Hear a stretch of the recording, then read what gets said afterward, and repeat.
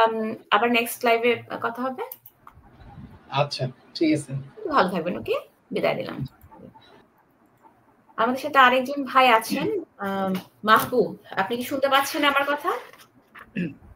জি জি জি, সালাম। হ্যাঁ, আপনাকে অনেক অনেক শুভেচ্ছা জিসাস ক্রাইস্টের পক্ষ থেকে। আমি ভালো আছি, আপনি কেমন আছেন?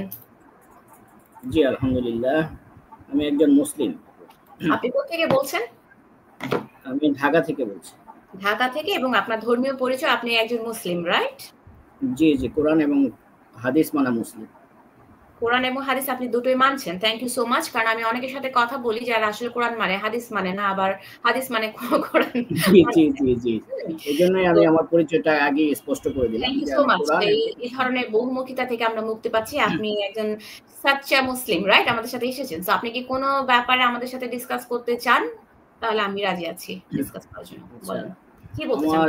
আমার কোরআনে সূরা সফের 6 নম্বর আয়াতে, 61 নম্বর সূরার 6 নম্বর আয়াতে বলা আছে, আর যখন মরিয়ম পুত্র ঈসা বলেছিলেন, হে বনী ইসরাইল, নিশ্চয়ই আমি তোমার নিকট আল্লাহর রাসূল, আমার পূর্ববর্তী তাওরাতের সত্যায়নকারী এবং একজন রাসূলের সুসংবাদদাতা, যিনি আমার পরে আসবেন, তার নাম হবে আহমদ। অতঃপর সে যখন সুস্পষ্ট নিদর্শন সমূহ নিয়ে আগমন করিল, তখন তারা বলিল, এটা স্পষ্ট জাদু। তো এই আয়াত থেকে আমাদের কোরআন থেকে, আমরা যারা কোরআন বিশ্বাস করি বা হাদিস বিশ্বাস করি, আমরা বুঝতে পারলাম যে ঈসা ইবনে মরিয়ম আলাইহিস সালাম তিনি একটা ভবিষ্যৎবাণী তার জীবন দশায় জানিয়ে গিয়েছিলেন যে ওনার পরে একজন রাসূল আসবেন যার নাম হবে আহমদ। আমরা হাদিস থেকে পাই এই আহমদ হচ্ছে মক্কার মুহাম্মদ, জন্মগ্রহণ করা মুহাম্মদ। এটা আমরা হাদিস থেকেও পাই। ঠিক আছে, আপনাকে আমি থামাই। আপনি যে এই কথাগুলো বললেন, এখানে জিসাস বা ঈসা নিজের মুখে এখানে আহমেদের কথা বলে গেছে। আপনি খেয়াল রাখবেন, যখন কোরআন শরীফটা ওহী রূপে মুহাম্মদের কাছে জি জি, চাইলে আমি আয়াতটা আপনার স্ক্রিনে দিতে পারি। আয়াতটা আমার সামনে আছে, আমি কোরআন শরীফ নিয়ে বসে আছি। শুনেন আপনি আমার কথাটা। হ্যাঁ, জি জি, আপনি যে কথাটা বলেছেন যে জিসাস নিজের মুখে আহমেদের কথা বলেছে, আপনি খেয়াল করবেন আমি যে কথাগুলো বলছি, কোরআন শরীফ যখন ধীরে ধীরে 23 বছর ধরে মুহাম্মদের উপর ওহী হিসেবে নাজিল হচ্ছিল, তখন কি জিসাস মুহাম্মদের কাছে ছিল? না, ছিল না। এক্স্যাক্টলি। তাহলে মুহাম্মদের কাছে এসেছে ওহী রূপে, এবং ওহীটা এনেছে জিবরাইল, এবং জিবরাইল ওহী এনেছে আল্লাহর তরফ থেকে, তাই না? এবং কখনো জিসাস ক্রাইস্ট কি মক্কায় গিয়ে, মক্কার কাবা শরীফের ঘরটা হচ্ছে প্রথম একটা ঘর, মক্কার কাবা শরীফটা তাওয়াফ করেছিলেন জিসাস? আপনার মনে হয়? এটা তো আমার প্রশ্নের সাথে প্রাসঙ্গিক না, কারণ মিলে না। জাস্ট এইটুকু ইয়েস আর নো বলে দেন, তারপর আমি আপনার প্রশ্নের সাথে আসছি আমি। হ্যাঁ, করেনি। এই বিষয়ে আমার জানা নেই। উনি করেছিলেন। জিসাস কখনোই মক্কা যাননি।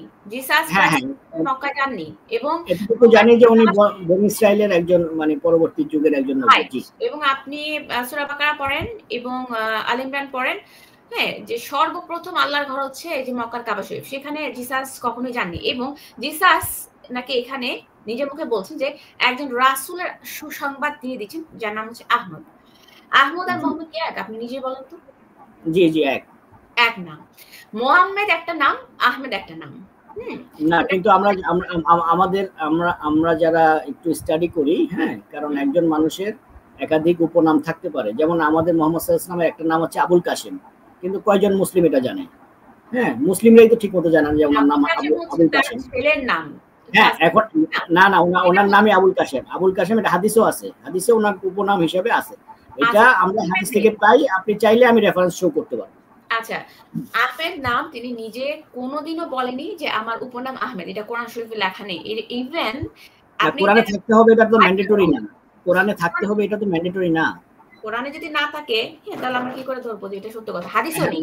এবং আপনি দেখেন, আচ্ছা, হাদিস চাইলে আমি দিতে পারবো আপনাকে। আপনি যদি হাদিস চান আমি দিতে পারবো। হাদিসটা দিয়েন, আপনি লাইভ শেষ হলে হাদিসটা আপনি দিয়েন, আমি হাদিসটা পড়বো। পুরোটা হাদিস আপনি কপি পেস্ট করে দিবেন। ওই সূরা সফের আয়াতের মধ্যে আপনি এটা পেয়ে যাবেন, মানে ডিটেইলসটা পেয়ে যাবেন, যেটা বুখারী 3532, 4896, মুসলিম 2354, এখানে আপনি পেয়ে যাবেন। আপনি হাদিসটা পোস্ট করে দিবেন, তাহলে দর্শকরা পড়তে পারবে। হ্যাঁ, কারণ অনেক সময় তো অনেক হাদিস, তো এগুলো আমরা খুঁজে পাই না। ওকে, হাদিসটা আপনি পোস্ট করে দিবেন।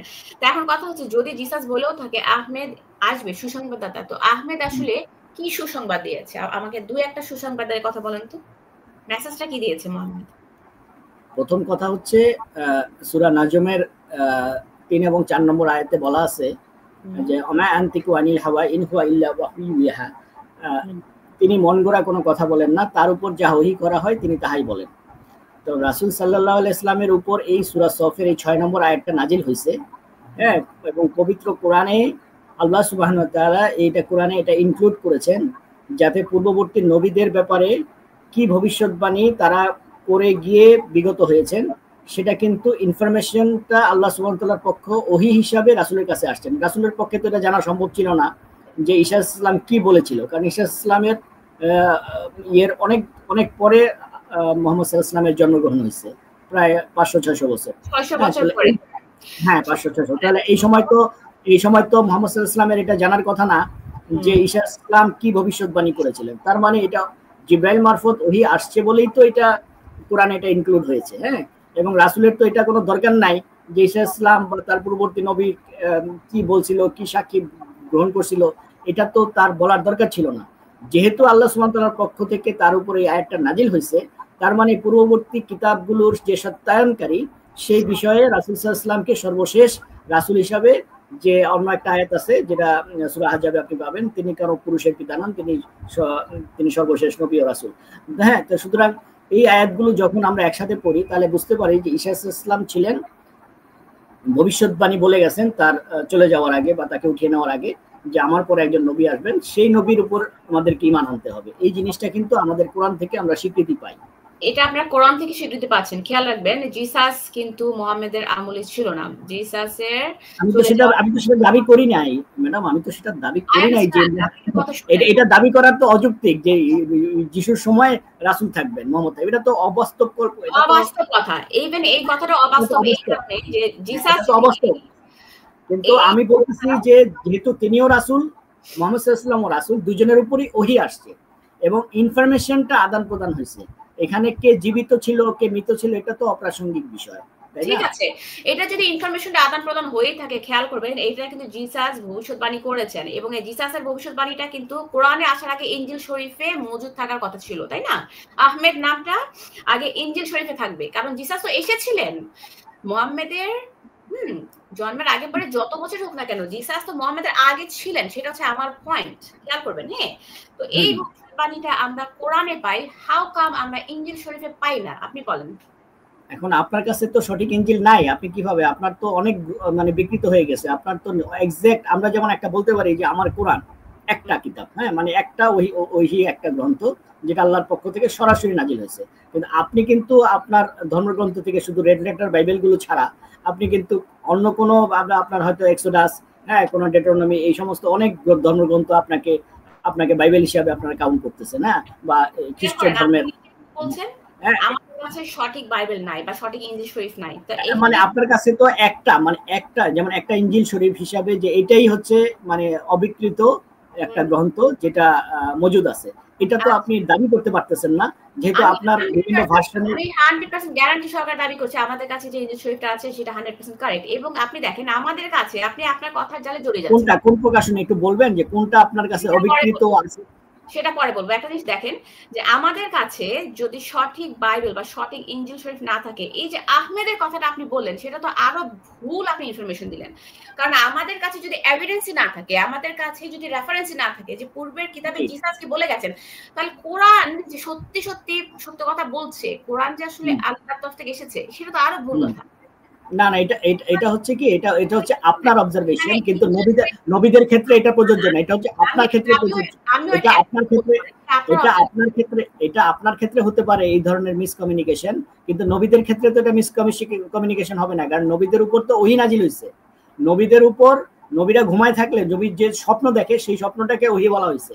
সুতরাং নবীদের উপর সেটা তো ভুল প্রমাণিত হয় না। আপনার কাছে নাই বা আপনার কাছে সেই জিনিসটা আপনি খুঁজে পাচ্ছেন না, এটা মিন করে না যে এটা মানে ভবিষ্যতে কোরআনে, তার মানে এটা কোরআনে থাকার এটা পসিবিলিটি নাই, বা এটা বিষয়টা এরকম না। আল্লাহ সুবহানাহু ওয়া তাআলা যদি কোনো আয়াতকে, যেমন আমি আপনাকে একটা উদাহরণ দেই, আল্লাহ সুবহানাহু ওয়া তাআলা পূর্ববর্তী তাওরাত এবং ইনজিলে, হ্যাঁ, যদি কোনো বিবাহিত ব্যভিচারী, হ্যাঁ, সে যদি 4 জন সাক্ষী সমেত বা সে যদি প্রমাণিত হয়, হ্যাঁ, তাকে পাথর মেরে হত্যা করার বিষয়টা, এটা কিন্তু পূর্ববর্তী তাওরাতেও ছিল, ইনজিলেও ছিল, কিন্তু আমাদের কোরআনে কিন্তু এই কথাটা সরাসরি নাই। খেয়াল করেন, বিবাহিত ব্যভিচারীকে যে মানে যদি এই অপরাধের কারণে দণ্ডবিধি আইনে হ্যাঁ তাকে যে পাথর মেরে হত্যা করার বিষয়টি, এটা কিন্তু তাওরাতেও ছিল, ইনজিলেও ছিল, কিন্তু হ্যাঁ কিন্তু জি ছিল, কিন্তু মজার ব্যাপার হলো এই জিনিসটা কিন্তু আমাদের কোরআনে হুবহু নাই, হাদিসে আছে, সেটা দ্যাটস এ ডিফারেন্ট থিং। কিন্তু কথা হচ্ছে আপনার মতে কি মনে হয় এই যে কোরআনে নেই? হ্যাঁ, আমি কথাটা শেষ করি। আমরা কোরআন কিন্তু বুঝি কয়েকটা নিয়মে বুঝি। হ্যাঁ, আমরা ওই নাসেক মানসুকের এই বিষয়টা তো আপনি একটু বুঝেন মনে হয়, নাসেক মানসুক। হ্যাঁ হ্যাঁ, নাসেক মানসুক, তারপর আয়াত নাসেক মানসুক। হ্যাঁ, মানে মানে কি বলে আয়াত পঠনের মানসুক, এই বিষয়গুলো কিন্তু আপনার জিনিসগুলো একটা উসুল আছে, কোরআনকে বুঝার একটা উসুল আছে। আল্লাহ সুবহানাহু ওয়া তাআলা কিছু কিছু আয়াতকে পঠনে রহিত করছে, কিন্তু হুকুমে রহিত করে নাই। আর যেটা পঠনে রহিত করছে, হুকুমে রহিত করে নাই, সেটা আমরা রাসূলের সুন্নাহ থেকে পাই, রাসূলের হাদিস গ্রন্থ থেকে পাই। যেমন আমরা এই রজমের বিধানটা, মানে পাথর মেরে দণ্ডবিধির এই আইনটাকে কার্যকর করার যে বিধানটা, এই বিধানটা কিন্তু আমি কোরআনে পাই না। কোরআনে শুধু বেত্রাঘাতের বিষয়টা আছে, বা 1 বছর নির্বাসনের কথা বিষয়টা আছে। হ্যাঁ, সেখানে বিবাহিত না অবিবাহিত না সমকামী এই ধরনের কোনো কিছুই বলা হয়নি। সুতরাং আল্লাহ সুবহানাহু ওয়া তাআলার পক্ষ থেকে যেমন সরাসরি ওহী নাজিল হয়, ঠিক তেমনি ভাবে রাসূলের পক্ষেও আলাদাভাবে যে ওহীটা নাজিল হয় সেটাকে আমরা ওহী গায়রে মাতলুব বলি, যেটাকে আমরা হাদিস বলি। হ্যাঁ, তো সুতরাং ওই যে আমি আপনাকে যে পয়েন্টটা আমি হাইলাইট করতেছি, পূর্ববর্তী ধর্মগ্রন্থে ওই জিনিসটা ছিল, অর্থাৎ বিবাহিত ব্যভিচারীকে পাথর মেরে হত্যার, কিন্তু আমার কোরআনে নাই। তার মানে নাই বলে, কোরআনে নাই বলে কিন্তু আমরা এই জিনিসটাকে অস্বীকার করতেছি না। খেয়াল করেন, কোরআনে যে নাই খেয়াল করেন না, আমি করতেছি না, ঠিক তেমনি ভাবে এত বড় ডিসকাশন আমি যাব না, একটু কথা শুনতে হবে। যে পূর্বের গ্রন্থে যে এই যে পাথর মেরে হত্যার যে ব্যাপার বলেছে, সেটা কিন্তু তাওরাতে আমরা দেখি, সেটা কিন্তু আপনাকে মেনশন করতে হবে। এবং আপনারা যদি নিউ টেস্টামেন্টে যান, যে ইনজিল শরীফ যান, বা জিসাসের যে সাহাবীরা যে কিতাবগুলো লিখেছে, সেখানে কিন্তু পাথর মেরে হত্যা করার কথা লেখা নেই। সেটা কি আপনি জানেন? সেই বিষয়টাকে আপনি জানেন কিনা? এটা আপনার কোন মানে কোন ধর্মগ্রন্থে আপনি পেয়েছেন আমি জানি না, তবে আমার যেহেতু আমি বিশ্বাস করি যে আমি আপনি যদি বাইবেল পড়েন, বাইবেলের দুটো অংশ আছে, একটা হচ্ছে পুরাতন নিয়ম আর একটা হচ্ছে নতুন নিয়ম। তো নতুন নিয়ম আসার পরে তো পুরাতন নিয়ম বাতিল হয়ে গেছে, আর পুরাতন নিয়ম থেকে তো আপনি রজমের আয়াতটা পেয়েছেন, মানে পাথর মেরে মানে হত্যা করতে হবে। এখন নতুন নিয়মটা বানালো কারা? যারা নতুন করে বাইবেলকে রচনা করছে তাদের, তারা না, আপনি যে বলেন নতুন নিয়ম, আপনি নতুন নিয়ম জানা আপনার উচিত, কারণ যারা সংস্কার করছে, যে সমস্ত পণ্ডিতগণ বা এই বাইবেলকে হাতে কলমে নিজের মতো করে সাজিয়েছে, তাদেরকে নতুন নিয়ম বলতেছেন? নতুন নিয়মটা হচ্ছে ইনজিল শরীফকে আমরা নতুন নিয়ম বলছি, মানে গুড নিউজ। এবং আপনি বুক অফ হিব্রু পড়বেন, যেখানে লেখা আছে যে নতুন নিয়ম আসার পর পুরাতন নিয়ম, তাহলে তো ইনজিল শরীফ একটা হওয়ার কথা। ইনজিল শরীফ তো তাহলে একটা হওয়ার কথা। একটাই তো, ইনজিল শরীফ একটাই তো। কিন্তু আমরা তো এরকম কোনো বই পাই না যেখানে বইতে মানে শুধুমাত্র ওই বইটা কি বলা হয়েছে এটাই হচ্ছে অ্যাকুরেট বাইবেল, এরকম কোনো বই কিন্তু আমরা পাই না। মধ্যে সেকশন আছে, বাইবেলের মধ্যে তাওরাত আছে, বাইবেলের মধ্যে নবীদের বিভিন্ন নবীদের মানে কাহিনী আছে, এবং নবীদের কাহিনীর যখন শেষ, নবীদের জামানা শেষ, তখন জিসাস এসে যে কথাগুলো বলছে সেটাই হচ্ছে নতুন নিয়ম বলি আমরা, ইনজিল শরীফ। আচ্ছা, আপনাদের বাইবেলে কি এরকম কোনো ভবিষ্যৎবাণী আপনারা পেয়েছেন যে আপনারা মানে যিশু বলছেন যে আমার পর একজন নবী আসবেন, এরকম কোনো ভার্স কি আপনারা পেয়েছেন?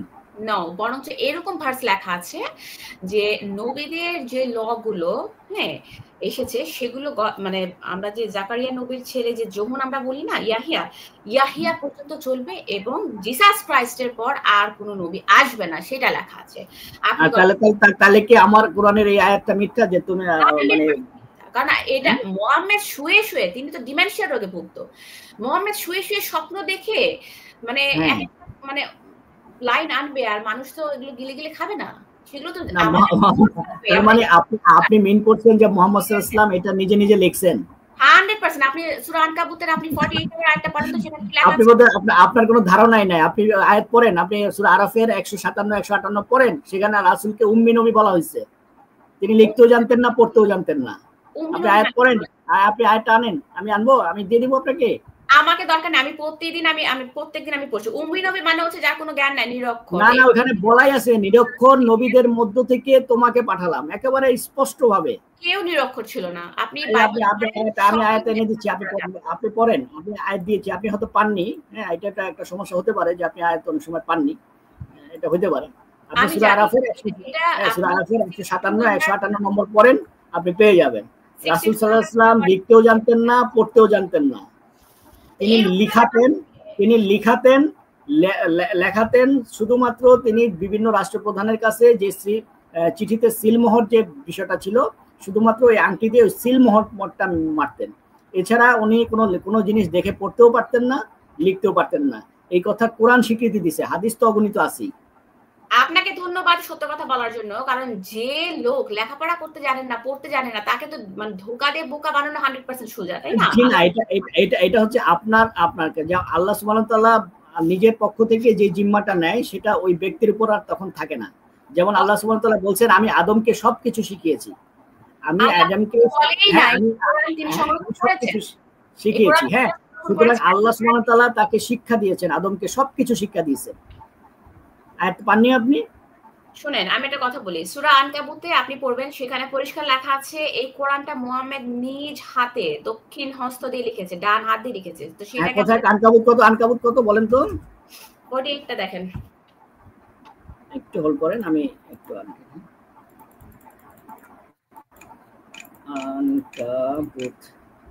48 না,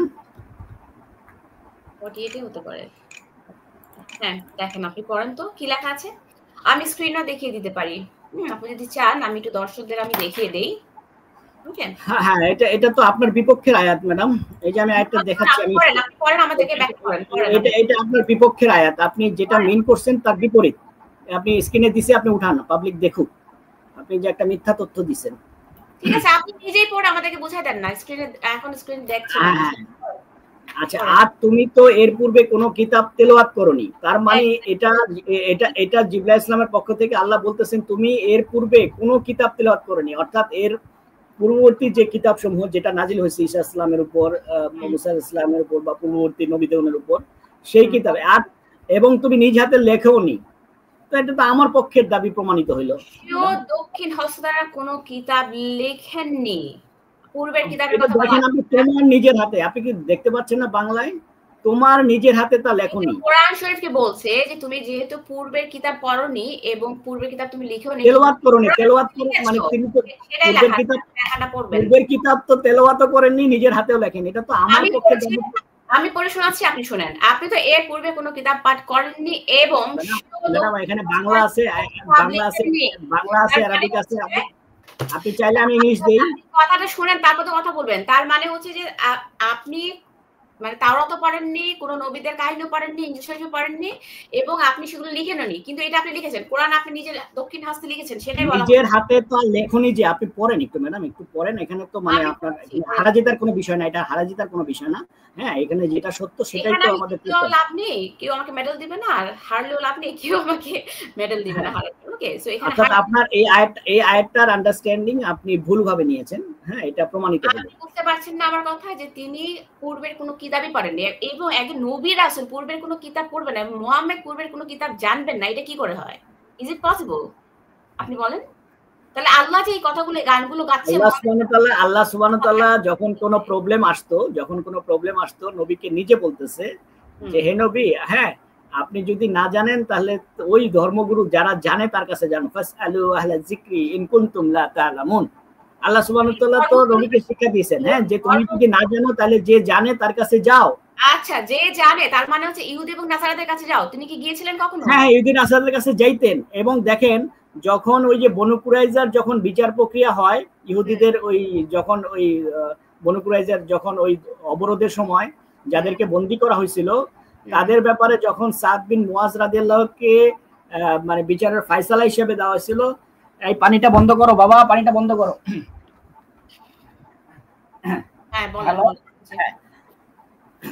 তো এখন কথা হচ্ছে, তখন কিন্তু সাদ বিন মুয়াজ রাদিয়াল্লাহুকে বলছেন যে তোমাদের ধর্মগ্রন্থে কি আছে তোমরা আগে নিয়ে আসো।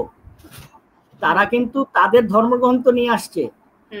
তার মানে কি রাসূল সাল্লাল্লাহু আলাইহি ওয়াসাল্লাম কিন্তু তাদের, এমনকি রাসূল সাল্লাল্লাহু আলাইহি ওয়াসাল্লাম সূরা মায়েদার 44, 45 এবং 47 নম্বর আয়াতে যখন ইহুদি মানে বনী ইসরাইলের বিচারের ফয়সালার ব্যাপারে যখন রজমের বিষয়ে বিচার ফয়সালা আসছে, তখন রাসূল সাল্লাল্লাহু আলাইহি ওয়াসাল্লাম কিন্তু নিজে বলতেছে যে তোমাদের ধর্মগ্রন্থে কি আছে।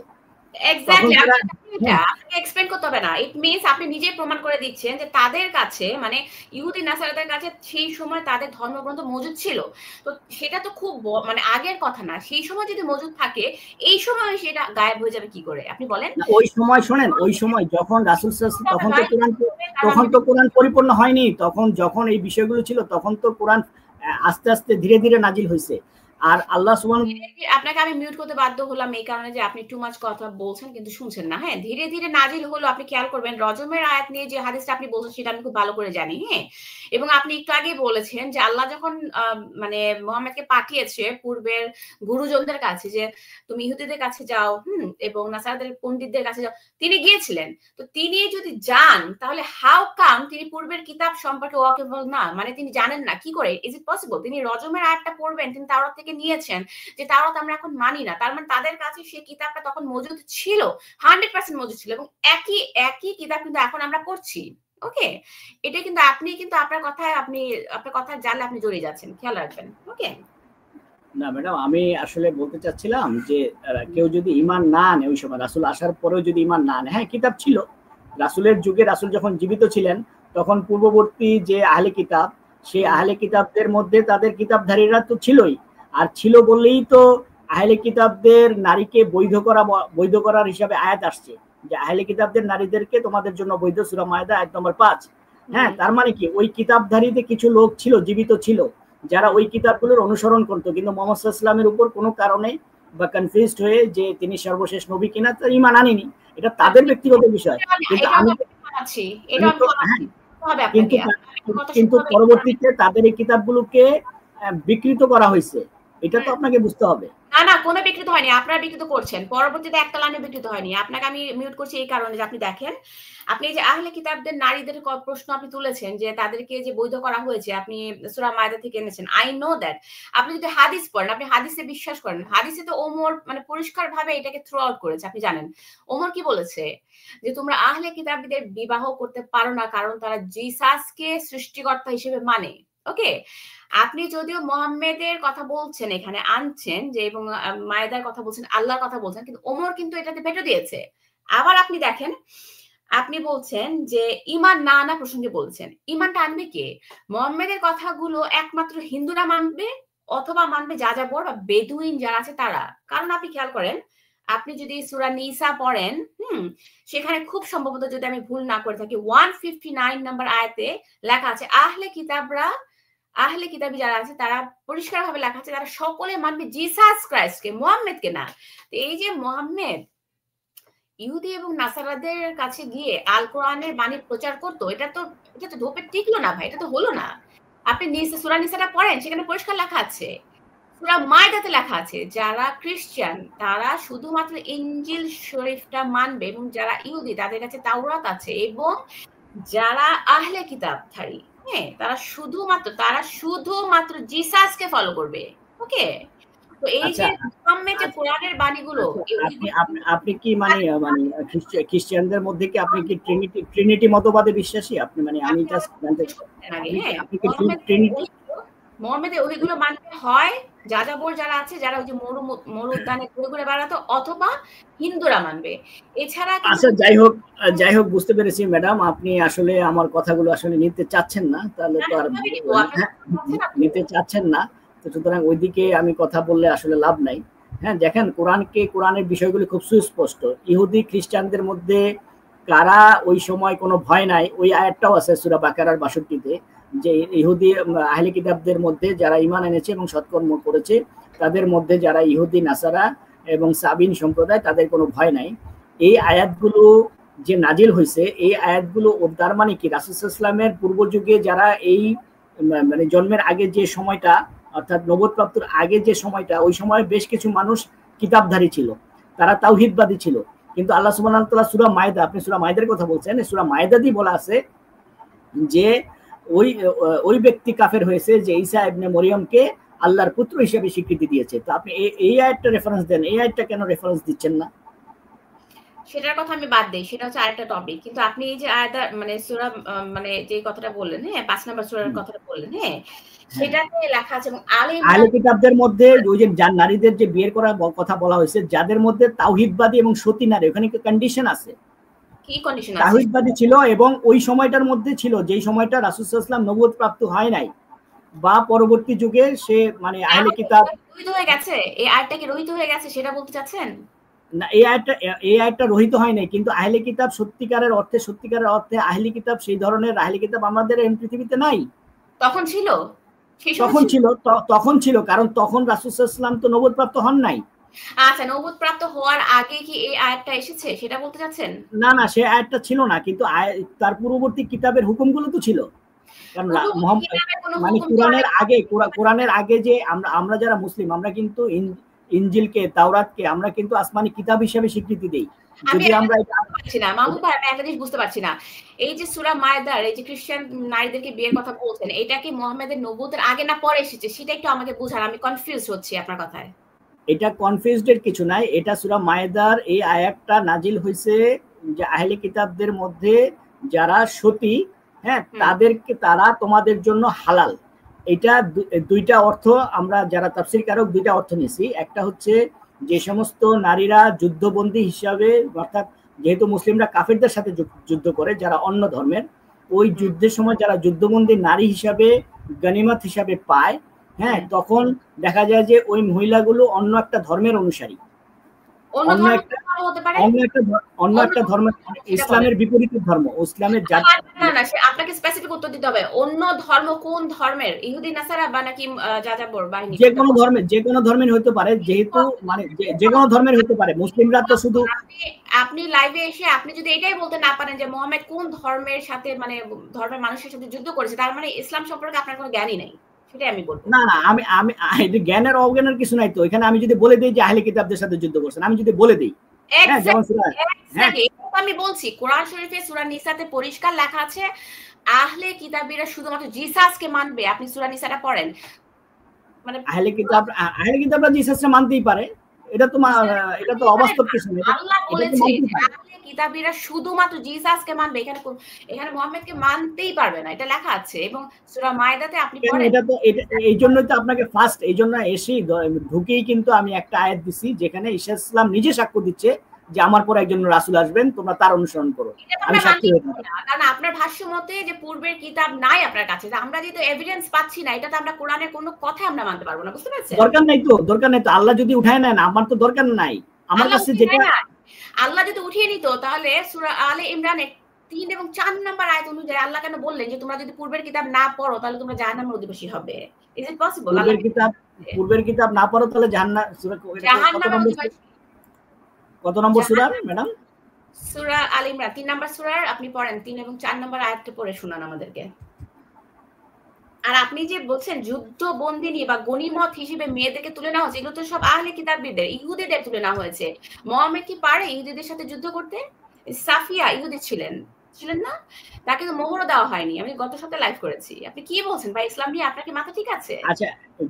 আচ্ছা আপনি কি বললেন? আমি 3-4 আনছি। মানুষের জন্য হেদায়েত স্বরূপ তিনি ফুরকান নাজিল করছেন। এটা তো সূরা ইমরানের কথা বললেন না ম্যাডাম? 3 নাম্বার সূরা যান, 3 নাম্বার সূরা। 3 নম্বর সূরা, আমি তো 3 নম্বর সূরারই তো আনিছি। ইমরান তো 3 নম্বরই, হ্যাঁ ইমরানের পরিবার, এটা তো 3 নম্বর 3-4, হ্যাঁ। তিনি ইতিপূর্বে মানুষের জন্য হেদায়েত স্বরূপ তিনি ফুরকান মানে কোরআন, যারা নিশ্চয় অঙ্গীকার করে আমার আয়াতসমূহ তাদের জন্য রয়েছে কঠিন আযাব। আপনার তো কথার সাথে তো মানে ডকুমেন্টের কোনো মিল পাচ্ছি না ম্যাডাম। 3 নাম্বার আয়াতটা আপনি পড়েন তো, আবার একটু পরে একটু স্লোলি পড়েন যেন দর্শকরা বুঝতে পারে। 3 নাম্বার আয়াতটা। আচ্ছা আমি আগে 4 বের করে ফেলছি তো। আচ্ছা 3 নম্বর আপনাকে আমি 3 নাম্বারটা পড়তে বলছি, 3 নাম্বার পড়েন, 4 আমরা পরে পড়ব স্টেপ বাই স্টেপ। তিনি তোমার উপর কিতাব নাজিল করছেন। তিনি তোমার উপর কিতাব নাজিল করছেন, এটা আগের আয়াতগুলো পড়তে হবে। হ্যাঁ এটা ঈসা ইসলামের উপর। আচ্ছা এই যে ঈসা ইসলামের উপর নাকি সব আমি দেখা বলতেছি, এখানে পরিষ্কার লেখা আছে ইংরেজিতে যে আল্লাহ মুহাম্মদের কাছে কথাগুলো বলছে। আমি দেখাবো আপনাকে। আমি পড়তেছি, একটু এখানে আল্লাহ মুহাম্মদকে বলছে যে আমি তোমার উপর কিতাব নাজিল করেছি, কোরআন নাজিল করেছি সত্যতা। হ্যাঁ কোরআন নাজিল করছে। এখানে কিতাব বলতে কোরআনকে বোঝানো হয়েছে। আর তিনি বলতে মুহাম্মদকে বোঝানো হয়েছে, হ্যাঁ, যথাযথভাবে। হ্যাঁ, তাহলে তো এতটুকু আমি আমার কাছে ক্লিয়ার। আমি পুরোটা পড়তেছি। তিনি তোমার উপর মানে আল্লাহ সুবহানাহু ওয়া তাআলা মুহাম্মদের উপর কোরআন নাজিল করছেন যথাযথভাবে, এর পূর্বে যা এসেছে তার সত্যায়নকারী হিসাবে, একেবারে স্পষ্ট। সত্যায়ন করবে কে? রাসূল করবে, মুহাম্মদ করবে। হ্যাঁ, এবং পূর্ববর্তী তাওরাত আর ইনজিল, যে খেয়াল করেন, আপনার প্রতি আল্লাহ বলছে মুহাম্মদকে যে আপনার প্রতি কিতাব নাজিল করেছে সত্যতার সাথে, মানে আল্লাহ সত্যতার সাথে কোরআনটা নাজিল করেছে যা পূর্ববর্তী কিতাবসমূহকে সত্যায়ন করছে। পূর্ববর্তী কিতাবসমূহ ছিল, তখন ছিল, যদি নাই থাকে যদি সত্যায়ন করতে পারে। আপনি দেখেন, আপনি যদি কোনো খুন করেন এবং আচ্ছা, এখানে ইনজিল এবং তাওরাতের সত্যায়নকারী, অর্থাৎ দেখেন আমরা কিন্তু আপনাকে কথা শোনার টেন্ডেন্সি রাখতে হবে। ওকে, আপনি এখানে ডিসকাস করতে এসেছেন, এখানে তো আমরা মারামারি করতে আসিনি, ঝগড়া করতে আসিনি। শুনেন, আপনি যদি কোনো খুন করেন কাউকে, আপনি যদি এটা কেস ফাইল করেন, পুলিশের কাছে যান, যদি বিচারকের কাছে যান, বিচারক আপনার কাছে এভিডেন্স চাবে না। ম্যাডাম, আপনি কিন্তু একটা মিথ্যা তথ্য দিলেন আমাকে, যে যদি ইনজিলে কেউ ইয়ে না করে সে জাহান্নামে যাবে। এই কথাটা কিন্তু আয়াতের মধ্যে পাইনি ম্যাডাম। এখন 4 নাম্বার পড়েন, 4 নাম্বার আয়াতটা পড়েন। না, 3 নম্বর আয়াতটা তো শেষ হয়নি। 3 নম্বর আয়াতটা শেষ করেন। এখানে তো স্পষ্ট, এখানে তো বলে আছে পূর্ববর্তী কিতাবের সমর্থক, সত্যায়নকারী, এবং যা নাজিল করছেন তাওরাত, এবং পূর্ববর্তী কিতাব যেটা নাজিল হয়েছেন সেটা সত্যায়নকারী হচ্ছে মুহাম্মদ। তাহলে মুহাম্মদের উপর আপনার ঈমান আনতে বাধ্য আপনি। ইম্পসিবল। এই আয়াত অনুযায়ী আপনাকে মুহাম্মদের উপর ঈমান আনাটা বাধ্যতামূলক। আপনি এবার 4 নাম্বার আয়াত পড়েন, তারপরে উত্তর পেয়ে যাবেন আপনি নিজে নিজে, আমাকে কিছু বলতে হবে না। পড়েন। উত্তর তো আপনার সম্পূর্ণ বিপক্ষে যাচ্ছে, আমি যেটাই ধরতেছি ওটাই বিপক্ষে যাচ্ছে। পড়েন 4 নাম্বারটা। হ্যাঁ, 4 নম্বর বলা আছে ইতিপূর্বে মানুষের জন্য হেদায়েত স্বরূপ, মানে ওই তাওরাত ইনজিলে যারা বিশ্বাস করে। এটা লেখা নেই, আপনি ভুল বলছেন। নাজিল করেছেন তাওরাত ও ইনজিল এই কিতাবের পূর্বে। এখানে আমি আরবি পড়ি। মিন কাউলি হুদাল্লিন নাস, মিন কাউলি হুদাল্লিন নাস, এখানে নাজিল কোনো শব্দই নাই ম্যাডাম। আমি দেখাচ্ছি আপনাকে, ওয়েট। আমি আয়াতটা উঠাই দিই। না আপনি দেখেন, দেখতে পাচ্ছেন? না আপনার দেখা দরকার নাই, আমি তো আমার সামনে বের করছি, আপনি উঠান, স্ক্রিনে শো দেন, পাবলিক দেখুন। আপনারটাতে লেখা আছে এক, আমারটাতে লেখা আছে এক, আমি কি ফেলে দিব নাকি? আপনি যে কোরআন এসেছেন সেটা আপনি বিশ্বাস করেন, আপনি আমারটা দেখেন, আমি যেটা করি সেটা দেখেন। হ্যাঁ, এখানে পরিষ্কার লেখা আছে। এখানে হবে না, আপনি পড়ে শোনান, ওটাতে হবে না। সরি, আপনাকে রিমুভ করে দিয়েছি। আমি তো আরবি পড়তেছি, আরবি থেকে বাংলা অনুবাদ করতেছি। এখানে ইংলিশে, আপনি যে আরবি পড়ে শোনাচ্ছেন ইংলিশে দেখেন, before as guidance for the people and he revealed the Quran, এখানে তো স্পষ্ট, indeed those who describe the words of Allah will have the serve punishment and Allah। আপনাকে আমি মিউট করছি মাহমুদ ভাই, আমি আরবিও জানি না, ইংরেজিতেও ভালো না, আমি বাংলা ভাষা বুঝি। আপনি বাংলাতে বলেন 4 নাম্বার আয়াতটা বলেন, তারপরেই আপনাকে আজকে গুড বাই বলবো। 4 নাম্বার আয়াতটা আপনি বাংলাতে বলেন, এখন বলেন, আপনাকে আমি আনমিউট করলাম। ঠিক আছে ম্যাডাম, আমি তাহলে চলে যাই, আমি বলে চলে যাই। ঠিক আছে, আপনি বলতে বলছেন তাই বললাম। আপনার সাথে আমি ডিসকাস করব, তারপরে যাবেন, বলেন 4 নাম্বার আয়াতটা বলেন। ইতিপূর্বে মানুষের জন্য হেদায়েত স্বরূপ তিনি ফুরকান মানে কোরআন নাজিল করছেন। নিশ্চয়ই যারা অস্বীকার করেছে আল্লাহর আয়াতসমূহ তাদের জন্যই রয়েছে কঠিন আযাব আর পরাক্রমশালী আল্লাহ প্রতিশোধ। এখানে আল্লাহর আয়াতসমূহ বলতে কোরআনকে বোঝানো হয়েছে, আর ফুরকান বলতে কোরআনকে বোঝানো হয়েছে। সুতরাং আপনাকে এই আয়াত অনুযায়ী ঈমান আনতে, আপনাকে আমি বারবার থামাতে বাধ্য হচ্ছি এই কারণে যে আপনি শুনতে চান না। এখানে আমার কাছে যে কোরআন আছে সেখানে লেখা আছে নাজিল করেছেন তাওরাত ও ইনজিল। আমি নাজিল শব্দটা পাইনি ম্যাডাম, ফুরকান নাজিল করছেন, কোরআন নাজিল করছেন, এখানে কোরআন নাজিল করছেন বোঝানো হচ্ছে। কোরআন, ফুরকান মানে কোরআন। ফুরকান শব্দের অর্থ জানেন আপনি? ফুরকান শব্দের অর্থ জানেন ম্যাডাম? ফুরকান শব্দের অর্থ জানেন আপনি? সত্য মিথ্যা পার্থক্যকারী, রাইট? ফুরকান শব্দের অর্থ হচ্ছে কোরআন, যা সত্য মিথ্যার পার্থক্য, অবশ্যই সত্য মিথ্যার পার্থক্যকারী, এটা হচ্ছে কোরআন। আপনি ভুল, আপনার অনুবাদ ভুল আন্ডারস্ট্যান্ডিং নিয়েছেন, আপনি আরেকটু পড়াশোনা করতে হবে ম্যাডাম। ধন্যবাদ আপনাকে ম্যাডাম, ধন্যবাদ। লেখা আছে আপনি ফুরকান শব্দের অর্থ জানেন না, এটা আমি ভাবতে পারিনি যে আপনি ফুরকান শব্দের। আচ্ছা, আপনাকে আমি বের করে দিচ্ছি এই কারণে যে আপনি উত্তর দিতে পারছেন না। উদ্দেশ্যে আমি একটু দেখিয়ে দিচ্ছি, কারণ ওনার সাথে আবুল তাবুল কথা বললে আপনি দেখেন এখানে লেখা আছে পরিষ্কার, নাজিল করেছেন তাওরাত ও ইনজিল এই কিতাবের পূর্বে, মানে কোরআনের পূর্বে মানুষের হেদায়েতের জন্য, এবং অবতীর্ণ করেছেন মীমাংসা। ওকে, ওকে, নিঃসন্দেহে যারা আল্লাহর আয়াতসমূহ অস্বীকার করে, মানে তাওরাত এবং ইনজিল অস্বীকার করবে, তাদের জন্য কঠিন আযাব রয়েছে। তো কঠিন আযাবটা